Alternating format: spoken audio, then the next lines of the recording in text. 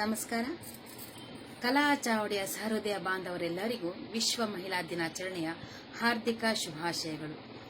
ಈ ವಿಶೇಷ ಸಂದರ್ಶನ ಕಾರ್ಯಕ್ರಮಕ್ಕೆ ನಿಮಗೆಲ್ಲರಿಗೂ ಆತ್ಮೀಯ ಸ್ವಾಗತ. ನಿಮ್ಮೊಂದಿಗೆ ನಾನು ದೀಪಾ ಜೋಯಿಸ್. ಈ ದಿನ ನಮ್ಮೊಂದಿಗಿದ್ದಾರೆ ಡಾಕ್ಟರ್ ವೀಣಾ ಉಮೇಶ್ ಅವರು. ಅವರನ್ನು ವೇದಿಕೆಗೆ ಬರಮಾಡಿಕೊಳ್ಳೋಣ. ನಮಸ್ಕಾರ ವೀಣಾ ಅವರೇ, ನಿಮಗೆ ವಿಶ್ವ ಮಹಿಳಾ ದಿನಾಚರಣೆಯ ಹಾರ್ದಿಕ ಶುಭಾಶಯಗಳು ಹಾಗೂ ಸಂದರ್ಶನ ಕಾರ್ಯಕ್ರಮಕ್ಕೆ ಸ್ವಾಗತ. ಹರೇ ಶ್ರೀನಿವಾಸ. ನಮಸ್ತೆ ದೀಪಾ ಅವರೇ, ಹೃತ್ಪೂರ್ವಕ ಧನ್ಯವಾದಗಳು.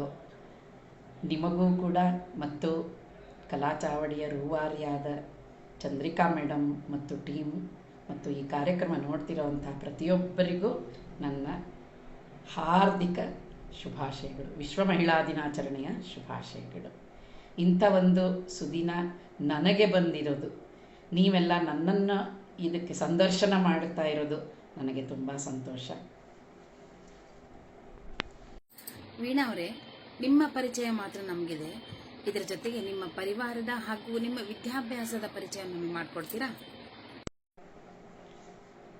ನಾನು ಡಾಕ್ಟರ್ ವೀಣಾ ಉಮೇಶ್ ಅಂತ, ಹೊಸದುರ್ಗ, ಚಿತ್ರದುರ್ಗ ಜಿಲ್ಲೆ ಹೊಸದುರ್ಗದವಳು. ಮೊದಲು ನನ್ನ ತವರು ಮನೆ ಧಾರವಾಡದಲ್ಲಿ ನರಸಿಂಹಾಚಾರ್ ಕೃಷ್ಣಾಚಾರ್ ಪುರಾಣಿಕ್ ಮತ್ತು ಕಮಲಾಬಾಯಿ ನರಸಿಂಹಾಚಾರ್ ಪುರಾಣಿಕ್ ಅವರ ದಂಪತಿಗಳ 8ನೇಯವಳು ನಾನು, ಮಗಳು. ಒಟ್ಟು 9 ಜನ ನಾವು 5 ಜನ ಹೆಣ್ಮಕ್ಳು, 4 ಜನ ಗಂಡ್ಮಕ್ಳು. ಒಟ್ಟು ನನಗೆ 4 ಜನ ಅಕ್ಕಂದ್ರಿದ್ದಾರೆ, 3 ಜನ ಅಣ್ಣಂದ್ರಿದ್ದಾರೆ. ಕೊನೆಯದಾಗಿ ನಮ್ಮೆಲ್ಲರ ಪ್ರೀತಿಯ ಪುಟ್ಟ ತಮ್ಮ ಸುನೀಲ್ ಪುರಾಣಿಕ್. ಆ ಹೆಸರು ನೀವು ಕೇಳೇ ಇರ್ತೀರ. ಅವನು ಬಹಳ ವರ್ಷಗಳಿಂದ ಎಷ್ಟೊಂದು ಒಳ್ಳೊಳ್ಳೆ ಸೀರಿಯಲ್ಗಳು, ಕಿರುತೆರೆ ಮತ್ತು ಧಾರಾವಾಹಿಗಳು ಮತ್ತು ನಿರ್ದೇಶಕ, ಜೊತೆಗೆ ಹಿರಿತೆರೆನಲ್ಲೂ ಕೂಡ ಆ್ಯಕ್ಟಿಂಗ್ ಮಾಡಿ ತುಂಬ ಒಳ್ಳೆಯ ಹೆಸರು ಗಳಿಸಿದ್ದಾನೆ ಅಂತ ಹೇಳ್ಕೊಳ್ಳೋಕ್ಕೆ ನನಗೆ ತುಂಬ ಹೆಮ್ಮೆ. ನನ್ನ ವಿದ್ಯಾಭ್ಯಾಸದ ಬಗ್ಗೆ ಹೇಳಬೇಕಂದ್ರೆ, ನಾನು ಪ್ರೈಮರಿ ಸ್ಕೂಲು, ನಾನು ಪ್ರಾಥಮಿಕ ಶಿಕ್ಷಣ ಹೆಣ್ಣು ಮಕ್ಕಳ ಟ್ರೈನಿಂಗ್ ಕಾಲೇಜ್ ಲೈನ್ ಬಜಾರಲ್ಲಿ ನಮ್ಮನೆ, ಅಲ್ಲೇ ನಾನು ಓದಿರೋದು.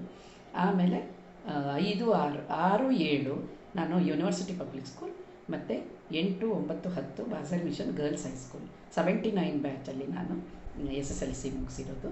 ಮುಂದೆ PU 1 and 2 ಕರ್ನಾಟಕ ಕಾಲೇಜಲ್ಲಿ ಓದಿದ್ದು. ನಂತರ ನನಗೆ ನನ್ನ ಒಂದು ವಿಷಯ ಹೇಳೋಕ್ಕೆ ಇಷ್ಟಪಡ್ತೀನಿ. ನಮ್ಮ ತಂದೆಗೆ, ನಾವು ತುಂಬ ಸಂಪ್ರದಾಯಸ್ಥ ಕುಟುಂಬದಲ್ಲಿ ಬೆಳೆದು ಬಂದಿರೋರು. ನಮ್ಮ ತಂದೆಗೆ ಒಬ್ಬರನ್ನಾದರೂ 9 ಜನದಲ್ಲಿ ಒಬ್ಬರನ್ನ ವೈದ್ಯರನ್ನಾಗಿ ಮಾಡಬೇಕು, ಸಮಾಜ ಸೇವೆಗೆ ಅವರನ್ನು ಕಳಿಸ್ಬೇಕು ಅನ್ನೋಂಥ ತುಂಬ ಮಹದಾಸೆ ಇತ್ತು. ನಾನು ಯಾವಾಗಲೂ ಚೆನ್ನಾಗಿ ಓದ್ತಾ ಇದ್ದೆ, ಸೈನ್ಸಲ್ಲೂ ನನಗೆ ಇಂಟ್ರೆಸ್ಟ್ ಇದ್ದದ್ರಿಂದ ನನಗೆ ಅವರು ತುಂಬ ಈ ವಿಷಯದಲ್ಲಿ ಮುಂದುವರಿಯೋಕ್ಕೆ ಪ್ರೋತ್ಸಾಹ ಕೊಟ್ಟರು. ಆದರೆ ನನ್ನ ದುರದೃಷ್ಟ, ಆದರೂ ಒಂದು ರೀತಿಯಲ್ಲಿ ಅದೃಷ್ಟ ಅಂತಲೇ ಹೇಳ್ಕೊತೀನಿ ನಾನು. ನನಗೆ PUC ನಲ್ಲಿ ಸೆಕೆಂಡ್ ಇಯರ್ PUC ನಲ್ಲಿ ಟೈಫಾಯ್ಡ್ ಆಗಿ ಆವಾಗ 21 ದಿನದ ಜ್ವರ ಬಂದದ್ರಿಂದ ನನಗೆ ತುಂಬ ವೀಕ್ನೆಸ್ ಬಂದು, ನಾನು ಪರೀಕ್ಷೆ ಇನ್ನು 15 ದಿವಸ ಇತ್ತು, ನನಗೇನು ಮಾಡೋಕ್ಕಾಗಲಿಲ್ಲ. ಆವಾಗ ಮಾರ್ಕ್ಸ್ ಎಲ್ಲ ತುಂಬ ಕಡಿಮೆ ಬಂತು. ಸೊ MBBS ಸೀಟ್ ಸಿಕ್ಕಲಿಲ್ಲ. ಆಮೇಲೆ ನಾನು ನಮ್ಮ ತಂದೆ ವೈದ್ಯ ವೃತ್ತಿಗೆ ಕಳಿಸ್ಬೇಕು ಅಂತ ಡಿಸೈಡ್ ಮಾಡ್ಕೊಂಡಿದ್ದರಿಂದ ಅವರು ಮತ್ತೆ ಎಲ್ಲ ಕಡೆ ಹುಡುಕಿ ತೆಗೆದು ಇನ್ಯಾವ ಥರ ವೈದ್ಯಕೀಯ ಇದು ಇದೆ ಅಂತ ಹುಡುಕಿ ಕೊನೆಗೆ BAMS ಆಯುರ್ವೇದ ಹುಬ್ಬಳ್ಳಿಯ ಆಯುರ್ವೇದ ಮಹಾವಿದ್ಯಾಲಯದಲ್ಲಿ ಸೇರಿಸಿದ್ರು. ಅಲ್ಲಿ ನಾನು 5.5 ವರ್ಷ ಓದಿದ್ದು BAMS. ಅಲ್ಲಿ ನಂತರ ಮತ್ತೆ ನಮಗೆ ಅವಾಗೊಂದು ಅವಕಾಶ ಇತ್ತು, ನಾವು ಇಂಟಗ್ರೇಟೆಡ್ ಮಾಡಬಹುದಾಗಿತ್ತು. ಅಂದರೆ ಡಿಪ್ಲೊಮಾ ಇನ್ ಎಮರ್ಜೆನ್ಸಿ ಮೆಡಿಸಿನ್ ಅಂತ ನಾವು ಓದ್ಕೊಂಡ್ರೆ ನಾವು ಆಯುರ್ವೇದಿಕ್ ಮತ್ತು ಅಲೋಪತಿ ಎರಡೂ ಪ್ರಾಕ್ಟೀಸ್ ಮಾಡುವಂಥ ಒಂದು ಅವಕಾಶ ಇತ್ತು. ಸೊ ಅಂಥದ್ದು ಒಂದು 7 ಬ್ಯಾಚ್ ಏನೋ ಅಷ್ಟೇ ಆಯಿತು. ನಮ್ಮದೇ 3ನೇದು ಅಥವಾ 4ನೇ ಬ್ಯಾಚ್ ಅಷ್ಟೇ. ಆವಾಗ ನಾವು ಬೆಂಗಳೂರು ಮೆಡಿಕಲ್ ಕಾಲೇಜಲ್ಲಿ 2 ವರ್ಷ ನಾನು ಓದಿದ್ದು. ಬೆಂಗಳೂರು ಮೆಡಿಕಲ್ ಕಾಲೇಜಲ್ಲಿ ಹೋದಾಗ ಈ ಎಲ್ಲ ಓದುವಾಗಲೇ ನನಗೆ BM ಓದುವಾಗ ನನಗೆ ಡಾಕ್ಟರ್ ಉಮೇಶ್ ಅವರು ಪರಿಚಯ ಕಾಲೇಜಿಂದನೇ ಇದ್ದರೂ ಕೂಡ ನಾವು ಸ್ನೇಹದಿಂದ ಮದುವೆಗೆ ಅಂತ ಡಿಸೈಡ್ ಆಗಿದ್ದು ನಾನು DM ಓದಿದಾಗ. ಆಮೇಲೆ ನಮ್ಮದು 89ನಲ್ಲಿ ನಮ್ಮದು ಮದುವೆ ಆಯಿತು. ಆಮೇಲೆ ನಾವು ಇಲ್ಲಿ ಮದುವೆ ಮಾಡಿಕೊಂಡು ನಾನು ಇಲ್ಲಿ ಬಂದಿದ್ದು ಹೊಸದುರ್ಗದ ಬದಲು ನಾವು ಹೊಸದುರ್ಗ ತಾಲೂಕು ಶ್ರೀರಾಮ್ಪುರ ಅಂತ ಅಲ್ಲಿಗೆ ಬಂದಿದ್ದು. ಅಲ್ಲೇ ನಾವು ಎಲ್ಲ ನಮ್ಮ ಸಂಸಾರ ಶುರುವಾಯಿತು. ನಾನು ವೈದ್ಯಕೀಯ ಕುಟುಂಬಕ್ಕೆ ಬಂದಿದ್ದು. ನಮ್ಮ ಮಾವ ಅವರು LAMS ಓದಿ 50 ವರ್ಷ ಪ್ರಾಕ್ಟೀಸ್ ಮಾಡಿದ್ದರು. ಅವರು ನನ್ನ ಆದರಣೀಯ ಪೂಜನೀಯ ಗುರುಗಳು. ಅವರೇ ನನಗೆ ವೈದ್ಯಕೀಯ ವೃತ್ತಿಯನ್ನು ತುಂಬ ಇಷ್ಟೊಂದು ನನ್ನ ಅಭಿವೃದ್ಧಿ ಆಗೋಕ್ಕೆ ಅವರೇ ಕಾರಣ. ಅವರಲ್ದಲೇ ನಮ್ಮ ಮನೆಯಲ್ಲಿ ನಾವು ಎಲ್ಲರೂ ಸೇರಿ ಒಂದು 12 ಜನ ಡಾಕ್ಟರ್ಸ್ ಇದ್ದೀವಿ. ಅದು ಒಂದು ನನಗೆ ಹೆಮ್ಮೆಯ ವಿಷಯ. ನನ್ನ ಯಜಮಾನರು ಡಾಕ್ಟರ್ ಉಮೇಶ್, ಅವರು ಇದನ್ನೇ ನಾನು ಓದಿರೋದು ನನ್ನ ಜೊತೆನೇ ನನ್ನ ಬ್ಯಾಚೆ. ನನ್ನ ದೊಡ್ಡ ಮಗ MBBS, ಆಮೇಲೆ ಹುಬ್ಬಳ್ಳಿನಲ್ಲಿ MBBS ಮಾಡ್ದ. ಮುಂದೆ MMCನಲ್ಲಿ ಮೈಸೂರಲ್ಲಿ ಅವನು MD ಫಿಸಿಯಾಲಜಿ ಮಾಡ್ದ. ಆಮೇಲೆ ಈಗ ಬಸವೇಶ್ವರ ಮೆಡಿಕಲ್ ಕಾಲೇಜಲ್ಲಿ ಅಸಿಸ್ಟೆಂಟ್ ಪ್ರೊಫೆಸರ್ ಆಗಿ ಕೆಲಸ ಮಾಡ್ತಾ ಇದ್ದಾನೆ.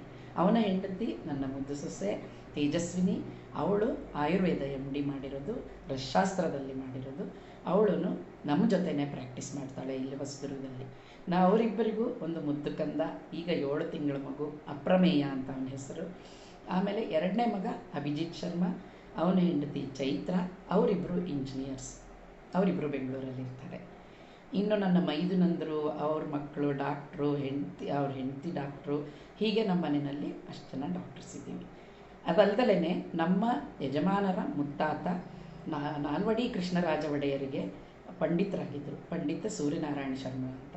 ಅದು ಕೂಡ ನಮಗೆ ತುಂಬ ಹೆಮ್ಮೆಯ ವಿಷಯ. ಇನ್ನು ನಮ್ಮ ಅಮ್ಮಮ್ಮ ಅಂದರೆ ನಮ್ಮ ಅತ್ತೆಯ ತಾಯಿ ಕಡೆಯಿಂದ ಅವರ ಮಾವ ಅವರು ಇವರು ವಿಶ್ವೇಶ್ವರಯ್ಯ ಅವರು, ಇವರು ನಮ್ಮ ಯಜಮಾನರಿಗೆ ಮುತ್ತಾತ ಆಗಬೇಕು. ಅದು ಕೂಡ ತುಂಬ ಹೆಮ್ಮೆಯ ವಿಷಯ. ಇದಿಷ್ಟು ಕುಟುಂಬದ ಪರಿಚಯ ಸಾಕು ಅನ್ಕೋತೀನಿ. ನಮಸ್ತೆ. ಸುಂದರ ಕುಟುಂಬ ಹಾಗೂ ತುಂಬು ಸಂಸಾರ, ಖುಷಿ ಆಗುತ್ತೆ ಕೇಳಲಿಕ್ಕೆ. ಅದ್ರ ಜೊತೆಗೆ ವೈದ್ಯಕೀಯ ವೃತ್ತಿ, ಹಾಗೆ ಸಂಸ್ಕಾರ, ಒಳ್ಳೊಳ್ಳೆ ಸಂಸ್ಕಾರ, ಕಲೆ, ಇವೆಲ್ಲವೂ ನಿಮ್ಮ ಪರಿವಾರದಲ್ಲಿದೆ. ಸಂತೋಷ ಆಯಿತು. ಇನ್ನು ನೀವು ವೈದ್ಯಕೀಯ ವೃತ್ತಿನ ಆರಿಸ್ಕೊಂಡಿದ್ದಾಕೆ, ಆಮೇಲೆ ಅದರ ಅನುಭವ ಹೇಗಿದೆ, ಅದನ್ನು ನಮ್ಮ ಜೊತೆ ಹಂಚ್ಕೊಳ್ತೀರಾ? ಇನ್ನು ದೀಪಾ ಅವರೇ, ನಾನು ವೈದ್ಯಕೀಯ ವೃತ್ತಿಗೆ ಬರಲು ಮುಖ್ಯ ಕಾರಣ ನಮ್ಮ ತಂದೆನೇ.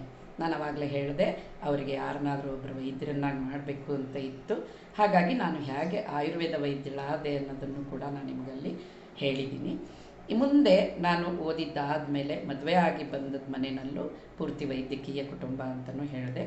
ನಾನು ವೈದ್ಯಳಾಗಿ ಅಭಿವೃದ್ಧಿ ಹೊಂದಲು ನಮ್ಮ ಮಾವನವರು, ಪೂಜನೀಯ ಮಾವನವರು, ಆದರಣೀಯ ನನ್ನ ಮಾವನವರು, ಅವರೇ ನನ್ನ ಗುರುಗಳು. ಅವರು ನನಗೆ ಪ್ರತಿಯೊಂದು ವಿಷಯದಲ್ಲೂ ನೀನು ಮಾಡಬಲ್ಲೆ, ನೀನು ಮುಂದಕ್ಕೆ ಹೋಗು, ಇಷ್ಟು ಮಾಡು, ಹಿಂಗೆ ಮಾಡು ಅಂತ ಹೇಳಿಕೊಟ್ಟು ಹೆಜ್ಜೆಗೂ ನನಗೆ ಅವರು ಮಾರ್ಗದರ್ಶನ ತೋರಿಸಿದ್ದಾರೆ.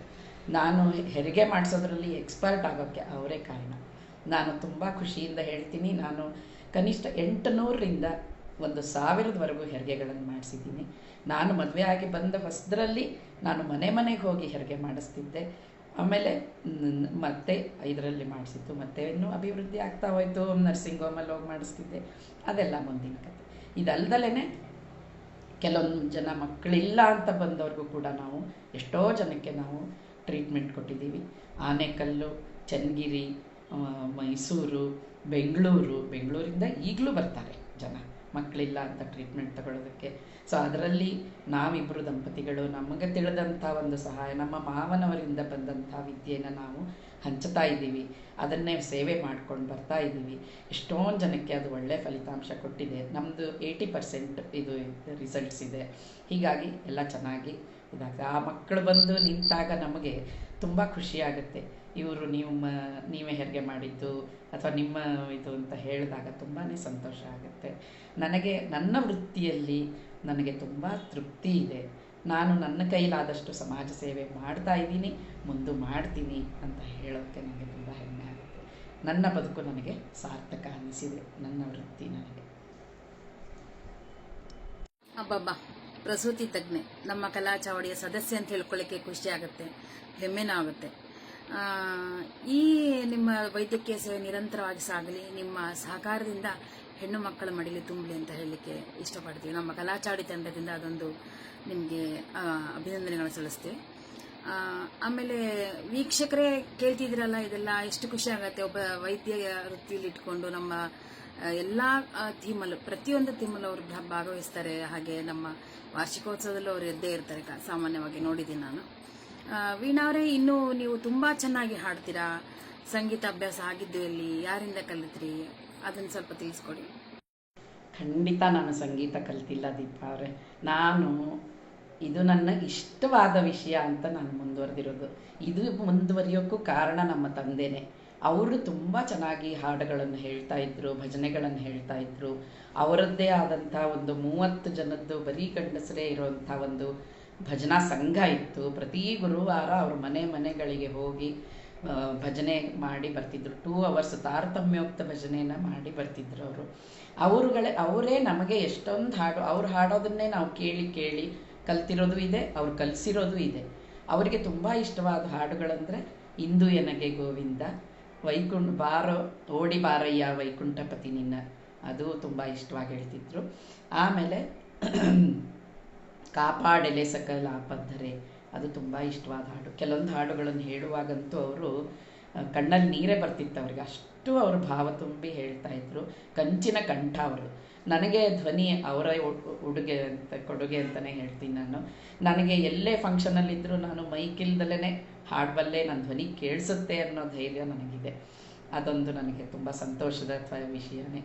ಹಾಗೆ ನಮಗೆ ಅವರು ಮುಂಚಿನಿಂದನೂ, ನನಗೆ ಮತ್ತು ನಮ್ಮ ಅಣ್ಣ ಒಬ್ಬರಿಗೆ ಇಬ್ಬರಿಗೂ ಅವರು ಯಾವಾಗಲೂ ಪ್ರತಿ ವರ್ಷ ಪುರಂದರದಾಸರ ಆರಾಧನೆಯಲ್ಲಿ ಒಂದು ಹಾಡು ಕಲಿಸ್ತಿದ್ರು. ಇಬ್ಬರಿಗೂ ಒಂದೊಂದು ಹಾಡು ಕಲಿಸ್ತಿದ್ರು. ನಾವು ಹೋಗಿ ಅಲ್ಲಿ ಸ್ಪರ್ಧೆಗಳಲ್ಲಿ ಭಾಗವಹಿಸ್ತಿದ್ವಿ.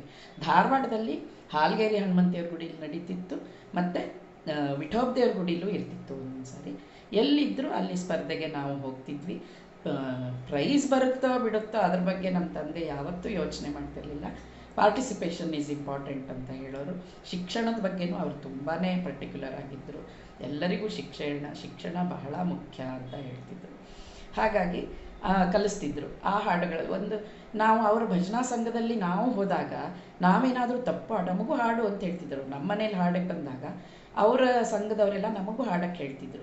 ನಾವು ಅವಾಗ ಹಾಡಿದಾಗ ಅವರೆಲ್ಲ ನಮ್ಮ ಬೆನ್ನು ತಟ್ಟಿ ತುಂಬ ಚೆನ್ನಾಗಿ ಹೇಳ್ತೀರಾ ಅಂತ ಹೇಳಿ ಖುಷಿ ಪಡ್ತಿದ್ರು. ಹಾಗೆಯೇ ಅವರು ನಾವು ತಪ್ಪು ಸಾಹಿತ್ಯ ಹೇಳಿದರೆ ಅದನ್ನು ತಿದ್ದುತ್ತಿದ್ರು. ಫಾರ್ ಎಕ್ಸಾಂಪಲ್, ಸದಾಯನ್ನ ಹೃದಯದಲ್ಲಿ ವಾಸ ಮಾಡೋ ಶ್ರೀಹರಿ, ಇದನ್ನು ನಾನು ಒಂದು ಸರಿ ಹೇಳಿದ್ದೆ. 7th ಸ್ಟ್ಯಾಂಡರ್ಡಲ್ಲಿ ಇದ್ದೆ ಅವಾಗ.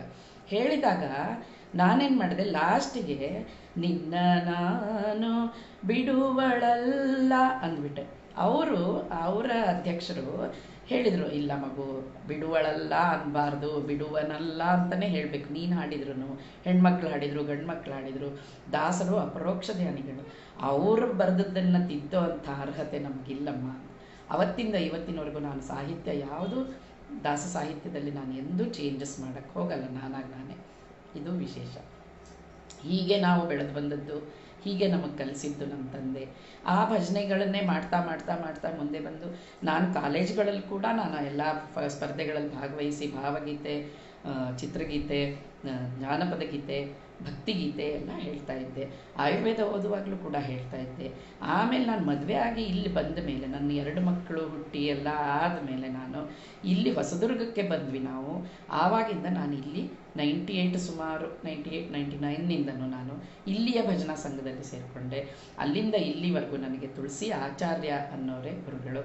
ಅವರು ನಮಗೆ ಹೆಚ್ಚು ಕಡಿಮೆ 1,500 ದಾಸರ ಪದಗಳನ್ನು ಕಲಿಸಿದ್ದಾರೆ. ಅದೇ ಹಾಡುಗಳನ್ನೇ ನಾನು ಯಾವಾಗಲೂ ಕಲಾ ಚಾವಡಿಗಳಲ್ಲಿ ಹೇಳ್ತೀನಿ. ಅವರಿಗೆ ನನ್ನ ಅನಂತ ನಮನಗಳು. ಅವರೇ ನನ್ನ ಗುರುಗಳು. ನಮ್ಮ ತಂದೆ ಮೊದಲ ಗುರು, ಆಮೇಲೆ ತುಳಸಿ ಆಚಾರ್ಯರು ಅಂತ ಹೇಳ್ಕೊಳ್ಳೋಕ್ಕೆ ನನಗೆ ತುಂಬ ಖುಷಿಯಾಗುತ್ತೆ. ಹೀಗೆ ನನ್ನ ಹಾಡಿನ ಒಂದು ಭಜನೆಯ ಒಂದು ಮುಂದುವರೆದು ನಾನು ಈಗ ಇಲ್ಲಿಗೆ ಬಂದಿದ್ದೀನಿ. ಹೌದು ನೋಡಿ ವೀಣಾ ಅವರೇ, ದಾಸ ಸಾಹಿತ್ಯ ಈಗ ಅವರವರ ರಾಗಕ್ಕೆ ತಕ್ಕಂಗೆ ಸಾಹಿತ್ಯ ಬದಲಾವಣೆ ಆಗ್ತಿರೋದು ಎಲ್ಲರೂ ನಾವು ಗಮನಿಸ್ತಾ ಇದ್ದೀವಿ. ಅದನ್ನು ತಿದ್ದಿ ಹಾಡೋದು ತುಂಬ ಕಷ್ಟವಾಗ್ತದೆ ಕೆಲವೊಂದು ಸರಿ. ಯಾಕಂದರೆ ಅವ್ರು ಹೇಳಿದ್ದೆ ಸರಿ ಅಂತ ಒಬ್ರು ಅಂತಾರೆ, ಇವ್ರು ಹೇಳಿದ್ದೆ ಸರಿ ಅಂತ ಒಬ್ಬಂತಾರೆ. ಅದಕ್ಕೆ ತಕ್ಕ ಹಾಗೆ ನಾವು ಅರ್ಥೈಸ್ಕೊಂಡು ನಾವು ಅದನ್ನು ತಪ್ಪಿಲ್ದಾಗೆ ಹಾಡೋದು ನಮ್ಮ ಕರ್ತವ್ಯ ಆಗಿರುತ್ತೆ. ನಿಜಕ್ಕೂ ಕೇಳಿ ಖುಷಿ ಆಯಿತು. ಪೋಸ್ಟ್ ಮಾಡುವಾಗ ಎಷ್ಟೋ ಸರಿ ನಾವೆಲ್ಲ ನೋಡಿರ್ತೀವಿ, ಕಲಾಚಾವಡಿಯಲ್ಲಿ ಎಷ್ಟು ಜನ ಪೋಸ್ಟ್ ಮಾಡಿರ್ತಾರೆ, ತಪ್ಪಾಗಿ ಬರೆದು ಪೋಸ್ಟ್ ಮಾಡಿರ್ತಾರೆ. ಅದನ್ನು ಅವ್ರು ಹೇಳಿರ್ತೀವಿ ಕೂಡ, ಅದನ್ನು ಪೋಸ್ಟ್ ಮೇಲೆ ಹಾಕಿರೋದನ್ನು ತಪ್ಪಿದೆ, ದಯವಿಟ್ಟು ಅದನ್ನು ಬದಲಾಯಿಸಿ ಅಂತ. ಯಾರೂ ಗಮನನೇ ಕೊಡಲ್ಲ. ಒಂಚೂರು ನೀವು ಪೋಸ್ಟ್ ಹಾಕಿದ್ರೆ ಒಂದ್ಸರಿ ಚೆಕ್ ಮಾಡಿ ಹಾಕಿದ್ರೆ ನಿಮಗೂ ಖುಷಿಯಾಗಿರುತ್ತೆ, ನೋಡೋರ್ಗೂ ಆಭಾಸ ಆಗಲ್ಲ. ಯಾಕಂದರೆ ದಾಸ ಸಾಹಿತ್ಯ ಅನ್ನೋದು ಸುಮ್ಮನೆ ಅಲ್ಲ, ಅದು ಒಂದು ಹೆಮ್ಮೆಯ ವಿಷಯ. ಈಗೆಲ್ಲ ಕಡೆ ದಾಸ ಸಾಹಿತ್ಯ ಮುಂದೆ ನುಗ್ತಾ ಇದೆ, ಅದು ಇನ್ನೂ ಹೆಚ್ಚು ಹೆಚ್ಚು ಮುಂದೆ ಸಾಗಲಿ ಅನ್ನೋದು ನಮ್ಮೆಲ್ಲರ ಆಸೆ ಆಗಿರುತ್ತೆ. ಅದ್ರ ಬಗ್ಗೆ ಸ್ವಲ್ಪ ಒತ್ತು ಕೊಟ್ಟು ಚೆನ್ನಾಗಿ ಬರೆದು ಅದು ತಪ್ಪಿಲ್ದಂಗೆ ಬರೆದ್ಬಿಟ್ರೆ ಆಗೋಗುತ್ತಲ್ವಾ. ಕರೆಕ್ಟ್, ನೀವು ಹೇಳೋದು ಅದು ಅಕ್ಷರಶಃ ಸತ್ಯ. ಒಳ್ಳೆಯದು, ಒಳ್ಳೆ ಸಂಸ್ಕಾರ ಹಾಗೂ ಇನ್ನೂ ಸಂತೋಷ ಆಗುತ್ತೆ. ನಿಮ್ಮ ಸದುದ್ದೇಶನೂ ನಮ್ಗೆ ಇಷ್ಟ ಆಯಿತು, ಎಷ್ಟು ಒಳ್ಳೆಯ ಉದ್ದೇಶ ಇಟ್ಕೊಂಡಿದ್ದೀರ. ಇನ್ನು ಇದು ಹಾಡೋದು ಮತ್ತು ವೈದ್ಯಕೀಯ ವೃತ್ತಿ ಅಲ್ಲದೆ ನಿಮ್ಮ ಹವ್ಯಾಸಗಳು ಬೇರೆ ಇನ್ನೇನಾದರೂ ಇದೆಯಾ? ಇನ್ನು ಹವ್ಯಾಸ ನಂದು ಇದೆ, ಭಜನೆ ಹವ್ಯಾಸ. ಭಜನಾ ಕಾರ್ಯಕ್ರಮಗಳಿಗೆ ನಾನು ತುಂಬ ಹೋಗಿದ್ದೀನಿ. ಆಮೇಲೆ ತಿರುಪತಿಗೆ ಮೆಟ್ಲೋತ್ಸವ, ಆಮೇಲೆ ಬ್ರಹ್ಮೋತ್ಸವಕ್ಕೆ ಹೋಗಿದ್ದೀವಿ, ನಮ್ಮ ಭಜನಾ ಸಂಘಗಳಿಂದನೇ ಹೋಗಿದ್ದೀವಿ. ಆಮೇಲೆ ಎಷ್ಟೊಂದು ಸಾರಿ ನಾವು ಮೆಟ್ಲೋತ್ಸವನೇ ಒಂದು 3 ಸಾರಿ 4 ಸಾರಿ ಕನಿಷ್ಠ ಹೋಗಿದ್ದೀನಿ ನಾವು TTD ಸಂಘದಲ್ಲೇ ಇದ್ದಿದ್ದು, ಹರೇ ಶ್ರೀನಿವಾಸ ಸಂಘದಲ್ಲೇ ಇದ್ದಿದ್ದು. ಅಲ್ಲಿಂದ ಮತ್ತೆ ಸಂಘದ ಕಾರ್ಯಕ್ರಮಗಳಿರ್ತಿತ್ತು. ನಮಗೆ ಅಲ್ಲಿ ಗುರುಗಳಾದ ಅಪ್ಪಣ್ಣಾಚಾರ್ಯ ಅವರೂರಲ್ಲಿ ಕೌತಾಳಮ್ಮಲ್ಲಿ ಎಲ್ಲ ನಾವು ಎಷ್ಟೊಂದು ಸರಿ ಹೋಗಿದ್ದೀವಿ. ಮಂತ್ರಾಲಯದಲ್ಲಿ ಅಟೆಂಡ್ ಮಾಡಿದ್ದೀವಿ, ದೇವರಾಯನದುರ್ಗದಲ್ಲಿ ಅಟೆಂಡ್ ಮಾಡಿದ್ದೀವಿ, ಉಡುಪಿನಲ್ಲಿ ಹೋಗಿದ್ದೀವಿ, ಬೀಜಾಡಿ ಅಂತಿದೆ ಅಲ್ಲಿ ಹೋಗಿದ್ದೀವಿ. ತುಂಬ ಊರುಗಳು ಹೇಳೋಕ್ಕೆ ನನಗೆ ಅಷ್ಟು ಇದು ಇಲ್ಲ, ಅಷ್ಟೊಂದು ನಾನು ಭಜನಾ ಸಂಘದ ಕಾರ್ಯಕ್ರಮಗಳು 3 ದಿನದ್ದನ್ನು ತುಂಬ ಅಟೆಂಡ್ ಮಾಡಿದ್ದೀನಿ ಒಂದು ಕಾಲದಲ್ಲಿ. ಈಗ ಇತ್ತೀಚೆಗೆ ಸ್ವಲ್ಪ ಕಡಿಮೆ ಆಗಿದೆ, ಹೋಗಲ್ಲ ಎಲ್ಲೂ ಜಾಸ್ತಿ. ಅಂದರೆ ತುಂಬ ಅನುಭವಗಳು ಆಗಿದೆ, ಒಳ್ಳೊಳ್ಳೆ ಅನುಭವಗಳೇ ಆಗಿದೆ. ದ್ವಾರಕಾಗೆ ಹೋಗಿದ್ವಿ 10 ದಿನ, ಅಲ್ಲೂ ತುಂಬ ಚೆನ್ನಾಗಿ ಪಲಿಮಾರ ಮಠ ಸ್ವಾಮಿಗಳೇ ಪೂರ್ತಿ ಅಲ್ಲಿ ಇಟ್ಟಿದ್ದು 10 ದಿನದ್ದು, ತುಂಬ ಚೆನ್ನಾಗಿತ್ತು. ಇವೆಲ್ಲ ನನ್ನ ಹವ್ಯಾಸ. ಜೊತೆಗೆ ನನಗೆ ಡ್ಯಾನ್ಸ್ ಅಂದ್ರೂ ತುಂಬ ಇಷ್ಟ. ಗ್ರೂಪ್ ಡ್ಯಾನ್ಸ್ಗಳಲ್ಲಿ ನಮ್ಮ ಇಲ್ಲಿಯ ಭಜನಾ ಮಂಡಳಿಯಲ್ಲಿ ನಾನು ಅಧ್ಯಕ್ಷಳಾಗಿದ್ದೀನಿ, ಗಾಯತ್ರಿ ವಿಪ್ರ ಮಹಿಳಾದಲ್ಲಿ. ಅದರಲ್ಲೂ ನಾವು ಎಷ್ಟೊಂದು ಡ್ಯಾನ್ಸುಗಳು ಕಾರ್ಯಕ್ರಮಗಳು ಮಾಡ್ತಾ ಇರ್ತೀವಿ, ವಿಶೇಷ ಕಾರ್ಯಕ್ರಮಗಳು ಮಾಡ್ತಿರ್ತೀವಿ, ಅದರಲ್ಲೂ ಎಲ್ಲ ಭಾಗವಹಿಸ್ತೀನಿ. ಇದೆಲ್ಲ ನನ್ನ ಹವ್ಯಾಸ. ಇದಲ್ಲದಲ್ಲೇ ವೈದ್ಯಕೀಯಕ್ಕೆ ಸಂಬಂಧಪಟ್ಟಂಗೆ ನಾನು ಸುಮಾರು ಮೆಡಿಕಲ್ ಕ್ಯಾಂಪ್ಸ್ ಮಾಡಿದ್ದೀವಿ. ಸಾಯಿಬಾಬಾ ಮಂದಿರ ಇದೆ ಇಲ್ಲಿ ಹೊಸದುರ್ಗದ್ದು, ಅಲ್ಲಿ ನಾನು ನಮ್ಮ ಯಜಮಾನರು ತುಂಬ ವರ್ಷಗಳು ನಾವಲ್ಲಿ ಗುರುವಾರ ಫ್ರೀ ಸರ್ವಿಸ್ ಹೋಗ್ತಿದ್ವಿ, 6ರಿಂದ 9 ಗಂಟೆವರೆಗೂ ಅದನ್ನು ಮಾಡ್ತಿದ್ದೆ. ಪ್ಲಸ್ ನಾನು JC-RET ಅಧ್ಯಕ್ಷರಾದಾಗ ನಾನು ಸ್ಕೂಲ್ಗೆ ಹೋಗಿ ಹೆಣ್ಣು ಮಕ್ಕಳಲ್ಲಿ ಗರ್ಲ್ಸ್ ಸ್ಟೂಡೆಂಟ್ಸಲ್ಲೆಲ್ಲ ಅವರಿಗೆ ಪೀರಿಯಡ್ಸ್ ಬಗ್ಗೆ, ಅವ್ರಿಗೆ ಹೇಗೆ ಹೈಜಿನಿಕ್ ಆಗಿರಬೇಕು, ಏನಿರಬೇಕು ಅನ್ನೋದನ್ನು ಜ್ಞಾನ ಕೊಟ್ಟು ಬರ್ತಿದ್ದೆ. ತುಂಬ ಸ್ಮಾರ್ಟ್ ಕ್ಲಾಸಸ್ಸಲ್ಲೆಲ್ಲ ಹೋಗಿ ಬಂದಿದ್ದೀನಿ. ಸೊ ಇದೆಲ್ಲ ನನ್ನ ಹವ್ಯಾಸಗಳು ಅಂತಲೇ ಹೇಳ್ಕೊತೀನಿ. ಒಳ್ಳೆಯ ಹವ್ಯಾಸ. ಭಜನೆ ಅನ್ನೋದು ಮನಸ್ಸಿಗೆ ಏನೋ ಒಂಥರ ಸಂತೃಪ್ತಿ. ಅದು ಎಲ್ಲ ತರಹದ ಮೈಂಡ್ ಡೈವರ್ಟ್ ಅಂತಾರಲ್ಲ, ಬೇರೆ ಬೇರೆ ಟೆನ್ಷನ್ಸ್ನೆಲ್ಲ ಕಡಿಮೆ ಮಾಡುತ್ತೆ ಅಂತ ಹೇಳ್ತಾರೆ. ಕೆಲವೊಂದು ರಾಗಗಳು, ಕೆಲವೊಂದು ತಾಳಗಳು, ಆಮೇಲೆ ಕೆಲವೊಂದು ಸಾಹಿತ್ಯಗಳು. ಈಗ ಪ್ರಪಂಚದಲ್ಲಿ ತುಂಬ ಕೇಳ್ತಿರ್ತೀವಿ, ತುಂಬ ನೋಡ್ತಿರ್ತೀವಿ, ಆ ಥರ ಮನಸ್ತಾಪಗಳಾಯಿತು. ಅದನ್ನೆಲ್ಲ ಬಿಟ್ಟು ನಾವು ಒಂದು ಸ್ವಲ್ಪ ನಮಗೆ ಟೈಮ್ ಕೊಟ್ಟು ನಾವು ಅಟ್ಲೀಸ್ಟ್ ಹರಿದಾಸರ ಸೇವೆ ಮಾಡ್ತಾ ಭಜನೆಗಳನ್ನ ಮಾಡ್ತಾ ಇದ್ದರೆ ನಮಗೂ ಮನಸ್ಸಿಗೆ ಸಮಾಧಾನ ಇರುತ್ತೆ, ನೆಮ್ಮದಿ ಇರುತ್ತೆ, ಟೆನ್ಷನ್ಸ್ ಕಡಿಮೆ ಆಗಿರುತ್ತೆ. ನಿಜ. ಹಾಗೆ ನಿಮ್ಮ ವೈದ್ಯಕೀಯ ಕ್ಯಾಂಪ್ಗಳು ಕೂಡ ಒಳ್ಳೊಳ್ಳೆ ಉದ್ದೇಶ ಹೊಂದಿದೆ. ವೀಣಾ ಅವರೇ, ನಿಮಗೆ ನಮ್ಮ ಕಲಾ ಚಾವಡಿ ಪರಿಚಯ ಆಗಿದ್ದು ಹೇಗೆ, ಯಾರಿಂದ, ಅದನ್ನು ಹೇಳ್ತೀರಾ? ಈಗ ತುಂಬ ಮುಖ್ಯವಾದ ವಿಷಯಕ್ಕೆ ಬಂದ್ರಿ ದೀಪ ನೀವು. ನಿಜವಾಗ್ಲೂ ಕರೋನಾ ಅನ್ನೋ ಒಂದು ಇದು ಬಂದಾಗ ಎಲ್ಲರೂ ಏನೂ ಇಲ್ಲ, ಇನ್ನೂ ಜೀವನ ನಾವು ಮುಂದೆ ಇರ್ತೀವೋ ಇರಲ್ವೋ ಹಾಗೆ ಅನ್ನೋಂಥ ಒಂದು ಪರಿಸ್ಥಿತಿಲಿದ್ದಾಗ ನಾವು ಈಗ ಏನೇ ನಾವು PPT ಕಿಟ್ ಹಾಕ್ಕೊಂಡು ನಾವು ಡ್ಯೂಟಿ ಮಾಡ್ತಿದ್ವಿ. ನಾವೇನು ಬಿಟ್ಟು 2 ತಿಂಗಳಷ್ಟೇ ನಾವು ಕ್ಲಿನಿಕ್ ಕ್ಲೋಸ್ ಮಾಡಿದ್ದು. ಮತ್ತೆ ನಾವು ಸೇವೆಗೆ ಹೋಗ್ತಾನೇ ಇದ್ವಿ, ಹೆದರ್ಕೊಳ್ಳೂ ಇಲ್ಲ. ಸೆಕೆಂಡ್ ಇದರಲ್ಲಿ ನಾನು ಆವಾಗ ಸ್ವಲ್ಪ ಸೀರಿಯಸ್ ಆಯ್ತಲ್ಲ, ಆವಾಗ ತುಂಬ ಜನ ಆವಾಗ ಇದಾದರು. ಆವಾಗ ಸ್ವಲ್ಪ ದಿನ ನಾವು ಕ್ಲೋಸ್ ಮಾಡಿ ಮನೆಯಲ್ಲೇ ಇರೋವಂಥ ಪ್ರಸಂಗ ಬಂತು. ಆವಾಗ ನನ್ನ ಆತ್ಮೀಯ ಸ್ನೇಹಿತೆ ಹೊಸದುರ್ಗದ ಒಳೆಯಾದ ವೀಣಾ ಸುದರ್ಶನ್ ಅವಳು ನನಗೆ ಈ ಕಲಾ ಚಾವಡಿ ಬಗ್ಗೆ ನನಗೆ ತಿಳುವಳಿಕೆ ಹೇಳಿ, ನೀವು ಇಲ್ಲಿ ಹಾಡಿ ವೀಣಾ, ಇಲ್ಲಿ ಚೆನ್ನಾಗಿದೆ, ತುಂಬ ಚೆನ್ನಾಗಿರುತ್ತೆ ಹಾಡಿ ಅಂತ ಅವಳೇ ನನ್ನನ್ನು ತುಂಬ ಪ್ರೋತ್ಸಾಹ ಮಾಡಿ ಇಲ್ಲಿಗೆ ಕರ್ಕೊಂಬಂದು ಸೇರಿಸಿದ್ದು. ಸೊ ಅವಳಿಗಂತೂ ನಾನು ಎಷ್ಟು ಧನ್ಯವಾದ ಹೇಳಿದರು ಸಾಲದು. ಅವಳ ಮುಖಾಂತರನೇ ನಾನು ಇಲ್ಲಿಗೆ ಬಂದಿರೋದು, ಕಲಾ ಚಾವಡಿಯ ಮೆಂಬರ್ ಆಗಿರೋದು. ನಾನು ಜೂನ್ 21ರಿಂದ ಮೇ 21ರಿಂದ ನಾನು ಇಲ್ಲಿ ಜೂನ್ನಲ್ಲಿ ಫಸ್ಟ್ ಪೋಸ್ಟ್ ಹಾಕಿದ್ದು. ಈಗಲೂ ಮುಂದುವರ್ಕೊಂಡು ಹೋಗ್ತಾ ಇದೆ. ಈಗ ಸ್ವಲ್ಪ ಕಡಿಮೆ ಆಗಿದೆ, ಕಾರಣ ಮನೇಲಿ ಮೊಮ್ಮಗ ಇದ್ದಾನೆ. ಆಮೇಲೆ ನನ್ನ ವೃತ್ತಿ ಜೀವನದಲ್ಲಿ ನನಗೆ 5 ಗಂಟೆನಲ್ಲೇ ಕೆಲವೊಂದು ಸಾರಿ ವಿಡಿಯೋ ಮಾಡಿ ಹಾಕೋಕ್ಕಾಗಲ್ಲ, ಇವೆಲ್ಲ ಇರುತ್ತೆ. ಯಾವಾಗ ಟೈಮ್ ಸಿಗುತ್ತೋ ಅವಾಗ ಖಂಡಿತ ಟೈಮ್ ಮಾಡ್ಕೊಂಡು ನಾನು ಹಾಕ್ತಾನೇ ಇದ್ದೀನಿ. ಯಾವುದು ಇಲ್ಲಿವರೆಗೂ ನಂದು 375 ಪೋಸ್ಟ್ ಆಗಿದೆ. ನಿಜ ವೀಣಾ ಅವರೇ, ಕರೋನಾ ಅನ್ನೋ ಮಹಾಮಾರಿ ಬಂದು ನಮ್ಮನ್ನೆಲ್ಲರೂ ದಿಕ್ಕಾಪಾಲು ಮಾಡ್ತು ಅಂತ ಹೇಳಲಿಕ್ಕೆ ನಿಜ ಬೇಜಾರಾಗುತ್ತೆ. ಆ ಟೈಮಲ್ಲಿ ನಮಗೆ ಸಪೋರ್ಟ್ ನಿಂತಿದ್ದು ಅಂದರೆ ನಿಮ್ಮ ವೈದ್ಯಕೀಯ ತಂಡ, ಹಾಗೆ ಪೊಲೀಸ್ ಅಧಿಕಾರಿಗಳಾಗಿರ್ಬೋದು, ಹಾಗೆ ಆಂಬ್ಯುಲೆನ್ಸ್ ಡ್ರೈವರ್ಸ್ ಆಗಿರ್ಬೋದು, ಸ್ವಯಂ ಸೇವಕರಾಗಿರ್ಬೋದು, ಅವರೆಲ್ಲರೂ ನಮ್ಮ ಬೆನ್ನೆಲುಬಾಗಿ ನಿಂತಿದ್ರು. ನಾವು ಹೊರಗಡೆ ಹೋದರೆ ಏನಾಗುತ್ತೆಪ್ಪ ಅನ್ನೋ ಭಯ ಆಗಿತ್ತು.